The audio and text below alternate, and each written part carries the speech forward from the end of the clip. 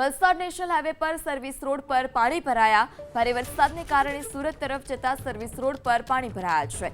Road પરથી પસાર થતી અનેક વાહન ચાલકોને હાલાકીનો સામનો કરવો પડ્યો હતો। આ સાથે જે રોડના કિનારે આવેલી છે અથવા તો નીચાણવાળા વિસ્તારોમાં જે શાળા કોલેજો આવેલી છે ત્યાં રજા જાહેર કરવામાં આવી છે।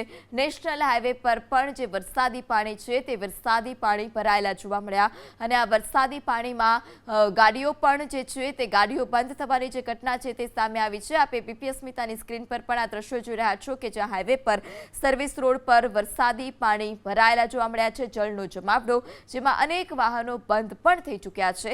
આ સાથે જે હાઈવે પાસે અથવા તો નજીકમાં નીચાણવાળા વિસ્તારમાં જેટલી પણ શાળાઓ આવેલી છે તે તમામ શાળામાં રજા જાહેર કરવામાં આવી છે।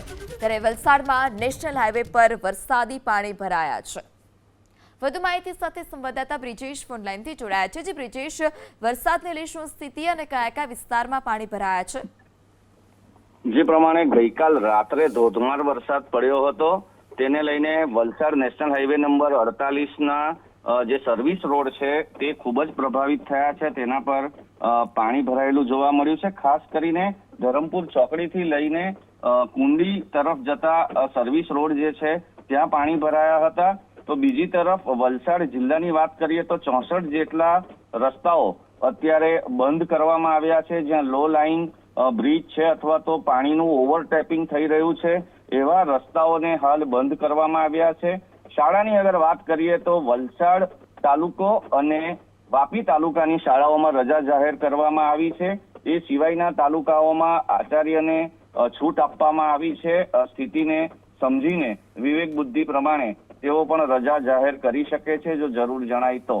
વિદ્યાર્થીઓ નાના પુલ ક્રોસ કરીને ન આવે, જરૂર જણાય તો ત્યાં પણ રજા આપવામાં આવી છે। સંઘ પ્રદેશ દાદરા નગર હવેલી અને દમણની અંદર તો ગઈકાલે જ ઓર્ડર કરી દેવામાં આવ્યો હતો અને રજા જાહેર કરી દેવામાં આવી હતી। વલસાડ રેલવે સ્ટેશનની આજુબાજુના વિસ્તારોમાં જ્યાં જરૂર પડી રહી છે ત્યાં લોકોને મદદ કરવામાં આવી રહી છે। રેલવે પેસેન્જરો જે છે તેઓને પણ હેલ્પ ડેસ્કથી મદદ કરવામાં આવી રહી છે। ટ્રેન વ્યવહાર રાબેતા મુજબ શરૂ થયો છે। બસની વ્યવસ્થામાં પણ બસ ડેપો વિશેષ વ્યવસ્થાઓ કરી રહી છે કે જેથી કરીને લોકોને તકલીફ ન પડે। વલસાડના અંડરપાસની વાત કરીએ તો કૈલાસ રોડ અંડરપાસ અને મોગરાવાડી અંડરપાસમાં પાણી ભરાતા તે બંધ કરી દેવામાં આવ્યા છે જેથી લોકોને મોટો ચકરાવો લેવો પડી રહ્યો છે। સારી વાત એ છે કે વલસાડ તાલુકામાં સવારથી વરસાદ ધીમો પડ્યો છે જેને કારણે થોડી સ્થિતિ સામાન્ય થઈ છે। જી બ્રિજેશ, માહિતી બદલ આભાર।